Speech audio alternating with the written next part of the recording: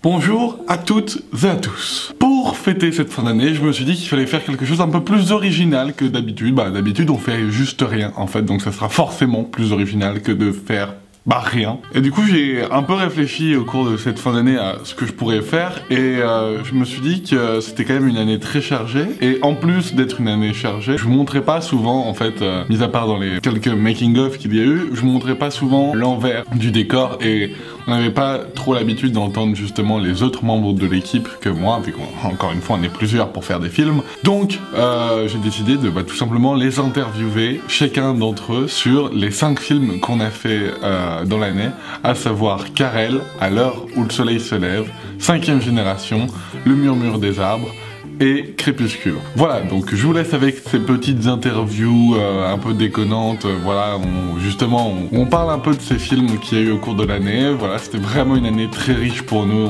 on s'est vraiment éclaté, on a vraiment pris beaucoup de plaisir. Donc voilà, je vous laisse découvrir tout ça et je vous reprends tout de suite après.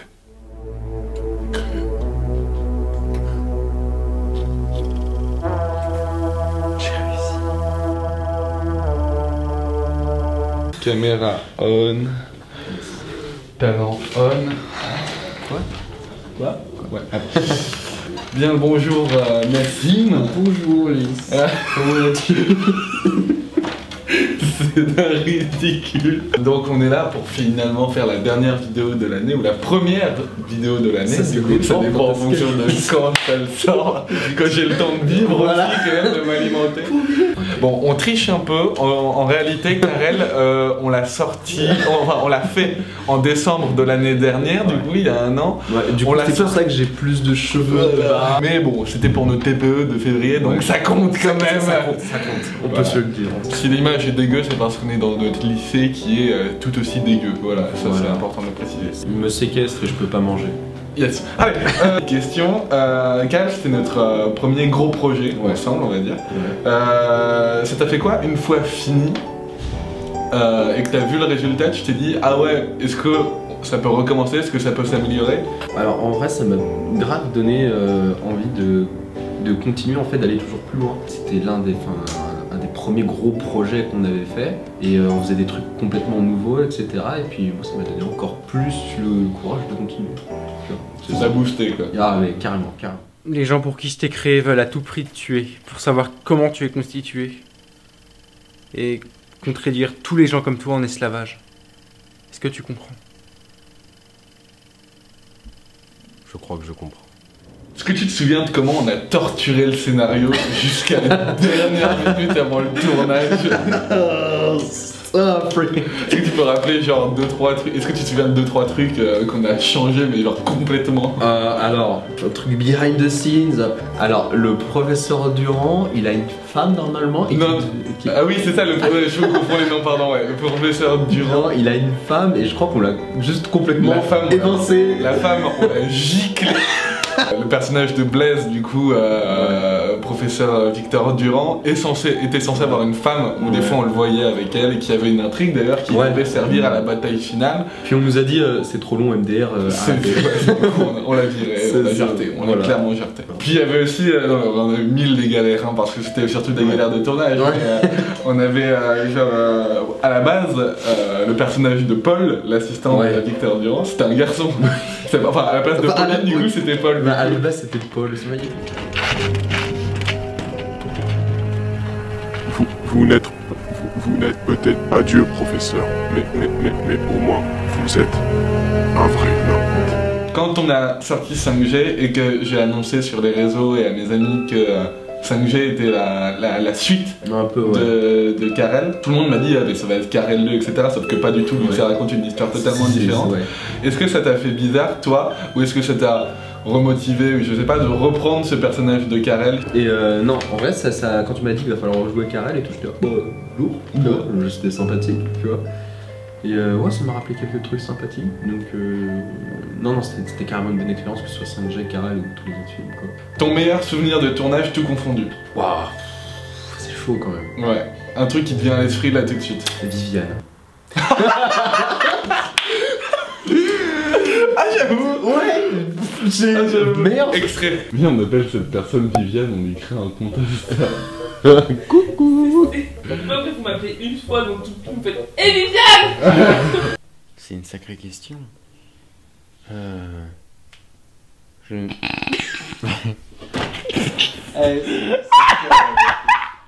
Meilleur souvenir de tournage, Viviane, c'est incroyable. Quand tu joues à Pokémon Go, mais c'est incroyable, mais ça m'a fait mourir de rire, quoi, genre.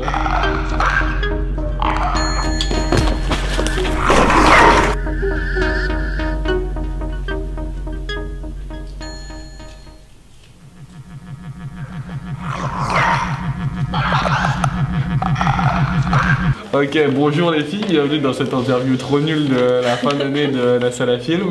Ouais, on descend. Donc aujourd'hui on est là pour parler d'un film qu'on a fait ensemble qui s'appelle À l'heure où le soleil se lève, qui est sorti je crois en février de l'année dernière du coup. Juste pour commencer, ça fait quoi de tourner dans un film de zombies? Je sais pas, c'est plutôt marrant. Ouais, c'est drôle. Ah, voilà, je suis morte par un humain. C'est vrai qu'on les voit pas. Je suis vraiment Après, moi, il y en a un, il m'a craché sur le ventre. Ah ouais, ça c'était horrible ça. C'était dégueulasse. Aussi pitoyable que Lucie et tous les autres. Tu l'as tué. Aucun d'entre nous sera vivant au lever du soleil. Ni au prochain, ni au suivant. Et ça, c'est que tu le veuilles ou non, Raph. On va tous mourir la gueule ouverte. J'écris toujours les scénarios en général ou à peu près pour les personnes en fait, parce que je sais en mode celui-là je vais le mettre dans tel rôle, etc. une fois que j'ai le pitch. Et des fois je me dis, mais est-ce que quand je vous ai raconté l'histoire ou que quand vous avez découvert le scénario, vous vous avez pas dit putain il se lance dans un film de zombies, faut vraiment qu'il sache ce qu'il va faire sinon ça va juste être trop cringe quoi. Moi, c'est surtout avec le peu de moyens que t'as. Ouais, c'est vrai, genre. Je me dis, si tu gères mal le truc, ça peut grave paraître chelou, mais à chaque fois, ça rend bien. Ouais, au final, ça rendait grave Ouais. bien. Parce que tu sais, avec Elodie, là, qui était juste en noir complet, j'ai dit. En plus, elle avait des vieux gants de merde. Ouais du coup Je crois elle avait pas un dentier. si elle avait un C'est dentier, vraiment le dentier nul. horrible. En cherchant, on finit toujours par trouver. On va trouver. Faut pas que tu mettes le groupe en danger. Ça veut dire quoi ça? Que je suis un putain de danger? Écoute, je suis sincèrement désolée, mais c'est trop tard. Faut qu'on en parle aux autres. Thomas, tu comprends? À l'heure où le soleil se lève, enfin, le titre c'est pour en fait parler justement, c'est un peu métaphorique, c'est pour parler justement des personnages qui se révèlent en fait à l'intérieur de cette maison et qui révèlent leur vraie nature, alors virus ou pas, mais en tout cas qui se découvrent et en même temps qui se découvrent eux-mêmes et qui découvrent la relation qu'ils ont avec les autres. En l'occurrence, beaucoup les deux frères entre eux et beaucoup Raphaël avec toi dans le film. Est-ce que vous sentez vraiment cette construction des personnages au fur et à mesure du film? Tu sais, quand on a tourné les scènes avec Nassim, je me disais que ça rendait un peu chelou et tout. Je sais pas si ça rendait bien. Non, mais toi, genre, quand on arrêtait pas de se taper des grosses barres à chaque fois, je savais pas si ça rendait bien au final. C'est Au final, c'est genre... tellement foiré, genre. Ouais. Tu sais, par exemple, le moment où on se regarde là pendant 5 secondes, je me suis pété de rire à chaque fois, tu vois. Mais en soi, quand on regarde le rendu à la fin, ça rend vraiment bien. Ça se voit que ça a été travaillé, genre que ça se fait au fur et à mesure, quoi, dans la maison. Votre meilleur souvenir de tournage à chacune, ça peut juste être un bout de tout tournage confondu, pardon. Tout tournage confondu. Tout tournage confondu. Bon, je réfléchis. Waouh. On va peut-être faire un petit cut là. La vidéo qui dure 1 minute 2. Alors attendez, parce que... Qui t'a marqué. Genre le moment où j'ai passé 30 minutes dans l'herbe. Sur les genoux. Ça vraiment elle l'a mal pris Et ça. Phyllis me disait, ne bouge pas parce que tu vas mourir en fait. On a encore 30 minutes de séquence à tourner, non? Moi, il y en a deux. La première, c'est celle dans ce film-là où t'as Antonin qui m'a bien craché sur le bide. Un extrait maintenant.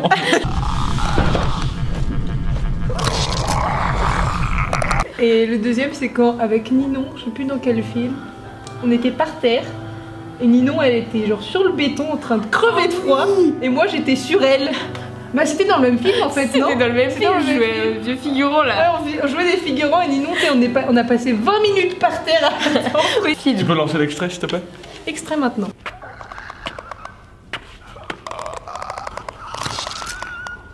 On avait genre des armes. Ouais. Et on se dit, la prochaine voiture, enfin, je fais en mode, prochaine voiture qui passe, on fait genre on la braque. Genre c'était la police.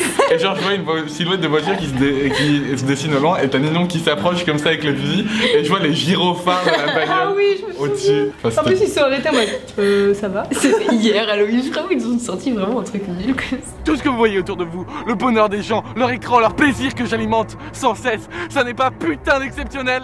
Combien d'ondes malsaines et de tours polluantes avez-vous créé? Combien de familles avez-vous déchirées et combien de morts avez-vous causé? Toute cette colère, cette haine que vous avez engendrée et qui s'accumule au fond des cœurs. Bonjour Isia. C'est moi, tu n'es plus noir. J'en sais rien. Attends. J'arrive pas à voir. Sérieusement. Est-ce que j'en ai encore? Dites-moi. Super En fait, je pense que. Genre, après, c'est la lumière rouge, mais là, on dirait que t'as pris un coup de soleil, mais genre, vénère. Franchement, tu me l'envoies de ouf, la vidéo, elle est noire. Je te l'ai envoyé, c'est bon. Ah bon? Merci. Alors ici on est raciste. Ah arrête, c'est horrible. Bonjour, C'est facile. Antonin Urbo. Ça filme là? Ouais. Ok, carré. On vient de sortir de tournage, on est très fatigué. Donc on est là pour parler un peu de 5e génération. Première petite question, quand je t'ai dit par téléphone qu'on allait faire un film d'à peu près 1 heure, tu t'es pas dit genre en mode mais qu'est-ce qu'il veut faire ce con? Bah je me suis dit, c'est bien, mais j'ai peur qu'ils réussissent pas à faire que ça soit captivant. Mais enfin t'as réussi hein. Le final, ouais, tu trouves le final captivant ou pas? C'était captivant, mais enfin connaissant ton passé avec les films, souvent tu décroches vite. Faut avoir la volonté de regarder. Mais là c'était captivant, t'avais envie de le regarder. Et du coup c'est ça qui est bien, du coup on a plutôt bien réussi là-dessus. Tu la détestais, t'as toujours été jalouse d'elle, c'est pas un reproche, hein. Tout le monde a été jaloux de son frère ou de sa sœur, mais toi tu la détestais. C'était de la colère. Du jour où elle a commencé à travailler à Goukor, tu t'es mis à plus lui parler, tu la détestais. C'est une des seules fois où on a fait ça d'ailleurs. On a pris une séance en plus à la fin du tournage, quand j'avais fini de monter le film, pour le voir tous ensemble, pour le découvrir tous ensemble. Et quand t'as vu le film pour la première fois avec l'ambiance qu'il y avait avec tous les autres aussi, qu'est-ce que t'en as pensé? Bah c'était bien, c'était trop bien franchement. Mais enfin c'était bien parce que tout le monde donnait un peu son avis, genre ah j'aime bien ça, ah il est moche lui, ah enfin on dit pas des choses comme ça, mais c'est bien de savoir ce que tout le monde pense en même temps du film. Comme ça on peut avoir un vrai avis général de l'équipe qui a tourné. Regarde, une fois j'ai calculé le nombre d'heures où j'ai utilisé mon téléphone dans la semaine. Devine quel nombre j'ai trouvé? 67. 67 putains d'heures. Et le pire c'est que je m'en rends même pas compte. Maintenant qu'on a accès à tout avec la 5G. Est-ce que ça te fait peur la 5G? La 5G, bah je sais que c'est déjà limite en place dans certains endroits. Villes.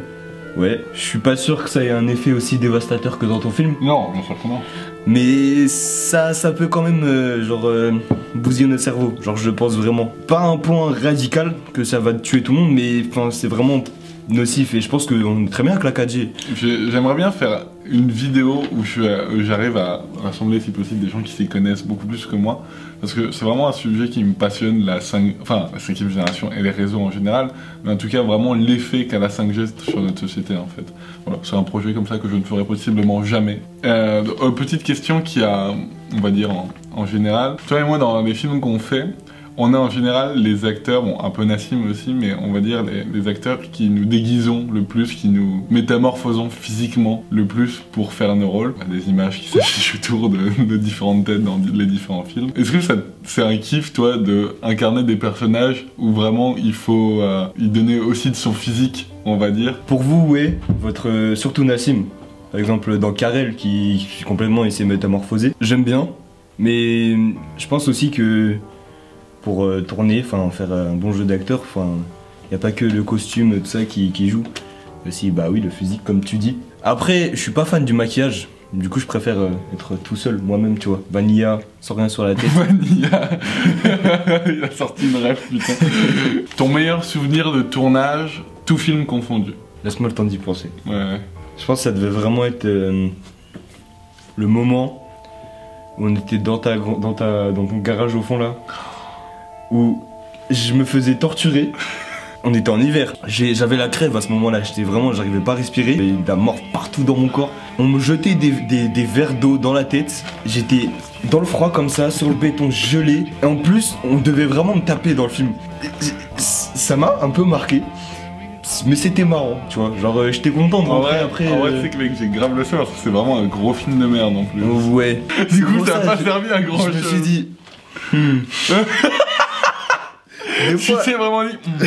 Ça vaut le coup ou pas?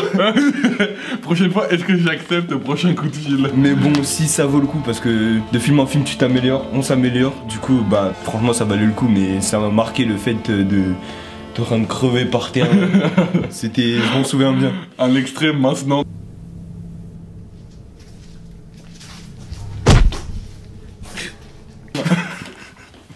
X ça, mais...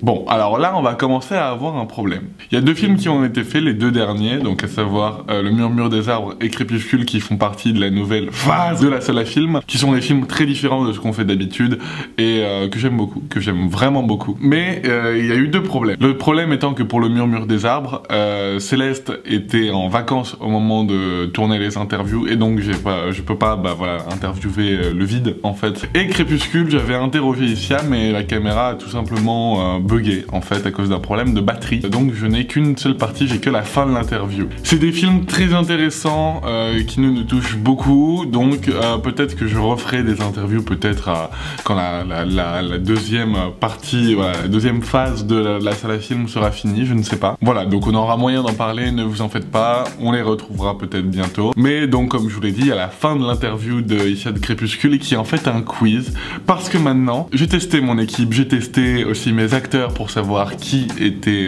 le plus chaud en termes de connaissances sur ce qu'on faisait, tout simplement. C'est pour ça qu'il y a un petit quiz à 4 questions, et vous allez voir parmi les 5 personnes interrogées qui est le plus fort. Où je te propose 3 réponses à chaque fois, et tu me dis celle qui te semble la bonne. Aussi, pour certaines questions, ça englobe tous les films qui sont de Hugonétique à Crépuscule. Okay. Donc de Hugonétique à Crépuscule, qui est l'acteur qui est revenu le plus de fois parmi ces 3 suivants? Petit A, Antonin, petit B, Céleste, petit C, Isia. Isia. Moi je dirais Antonin. Isia est juste là. Moi je dirais Isia. C'est compliqué. Je dirais Céleste. C'était Antonin. Boum. Ah, j'aurais... Antonin il est revenu à tous les films, à tous, sauf Le Murmure des Arbres et Hugonétique. C'est moi? Putain, je suis trop con.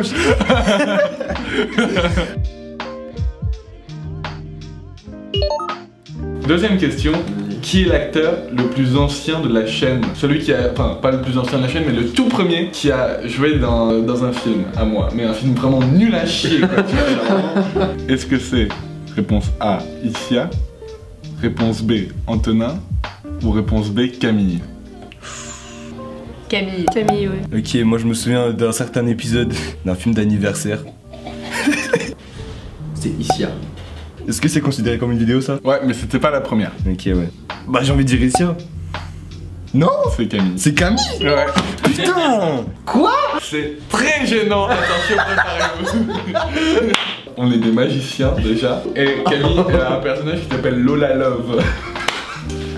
Ouais, c'est Camille. C'est très gênant. Extrait maintenant. Allez, vous seriez-vous prêts à battre tous les secrets de la difficulté? Je suis Zocrate. Et moi, Ulio. Je me présente Lola Love. Et moi, Titi. Et nous sommes les Magicos. Pour l'instant, c'est un 0 sur 2. Pour l'instant, c'est vraiment nul à chier. C'est vraiment éclatant. Celle-là, elle est compliquée. Combien de personnages parlant dans 5ème génération étaient déjà présents dans Carrel? Petit A, 3, petit B, 4, petit C, 5. J'ai l'impression d'être, comment il s'appelle le présentateur là qui fait... Oui, oui. J'ai l'impression qu'il me manque quelqu'un, mais je suis même pas sûre. Combien de personnages parlants? Ah, j'adore faire le présentateur. Ah, ça met un vrai kiff. Et Blaise, Il y a Isia. Blaise, on le voit, moi. Coupure de courant. On a précisé. Le lycée des Sourions. Les lycées privés nous jalousent. Grave. Ta réponse maintenant? 4. Je dirais... Réponse B. Je dirais 3. Ah ouais, 3, je dirais aussi. C'est 4. C'est la bonne réponse. Ah, je le savais. C'était 4. T'es qui? Simon, Karel, Ouais. Elodie, Ouais. Coleman. Ouais. Ok, et donc dernière question. Parmi ces acteurs suivants, qui a le plus joué de méchant dans les films? Est-ce que c'est Nassim? Est-ce que c'est Julio, moi? Ou est-ce que c'est Antonin? Putain, Antonin. Je suis. Attends. Comme ça là, de visu, je dirais Antonin. Moi je pense que c'est entre Antonin et toi. C'est toi. Je sais pas du tout. Ça va être trop pif en fait. Ouais. Je dirais toi. Oui, pour Antonin, je dis toi. C'est Nassim. Pas du tout. Pas du tout. Alors, je laisse te rattraper. On vient Nassim, entre tout, il a vraiment joué 2. Hein. Ouais, du coup. C'était moi. Putain. On a tellement perdu. Moi, je suis à 6 méchants. Ouais, 6 méchants. Antonin, il en est à 5. Et toi, t'en es à 2. Donc, ouais. Et c'était Louis. C'est la fin de cette interview, Fia. Merci de cette collaboration. Toutes ces années. Du coup, Julio. Oui.